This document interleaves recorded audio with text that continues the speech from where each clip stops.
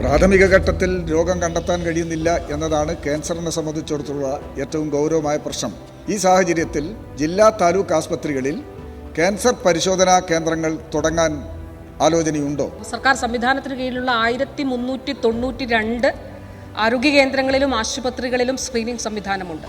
Sir, എല്ലാ കുടുംബാരോഗ്യ കേന്ദ്രങ്ങളിലും സ്ക്രീനിംഗ് സൗകര്യം ഒരുക്കിയിട്ടുണ്ട്. ഇതുകൂടാതെ താലൂക്ക് ആശുപത്രികൾ, താലൂക്ക് ഹെഡ്ക്വാർട്ടേഴ്സ് ആശുപത്രികൾ, ജില്ലാ ആശുപത്രികൾ, ജനറൽ ആശുപത്രികൾ, മെഡിക്കൽ കോളേജുകൾ, നമ്മുടെ റീജിയണൽ ക്യാൻസർ സെൻ്ററുകൾ, ഇവിടെയെല്ലാം തന്നെ സ്ക്രീനിംഗ് സൗകര്യം ഏർപ്പെടുത്തിയിട്ടുണ്ട്. സർ, ഇത് കൂടാതെ ഇപ്പോൾ നമ്മുടെ തൊട്ടടുത്തുള്ള കുടുംബാരോഗ്യ കേന്ദ്രത്തിൽ നമ്മൾ ചെന്ന് പരിശോധിച്ചു, ഒരാൾ ചെന്ന് പരിശോധിക്കുമ്പോൾ ഒരു ലംബുണ്ട്, മാമോഗ്രാം എടുക്കണം, അല്ലെങ്കിൽ തുടർ പരിശോധന വേണമെങ്കിൽ നമ്മൾ ഇതിനൊരു പ്രോട്ടോകോൾ രൂപീകരിച്ചിട്ടുണ്ട്. സർ, ഒരു ബ്രസ്റ്റ് ക്യാൻസറുമായി ബന്ധപ്പെട്ടാണെങ്കിൽ സർജനെ വീണ്ടും കാണേണ്ടതായിട്ടുണ്ട്. സർജനെ കാണുമ്പോൾ അദ്ദേഹമാണ് നിർദ്ദേശിക്കുക മാമോഗ്രാം എടുക്കണം എന്നുള്ളത്.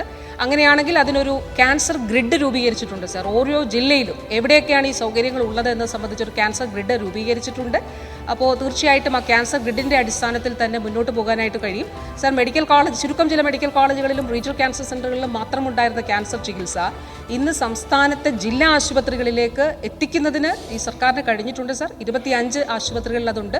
കൂടുതൽ ആശുപത്രികളിലേക്ക് ചികിത്സ കൂടി വികേന്ദ്രീകരിക്കുന്നതിനുള്ള നടപടികളാണ് സംസ്ഥാന ആരോഗ്യവകുപ്പ് സ്വീകരിച്ചു വരുന്നത്.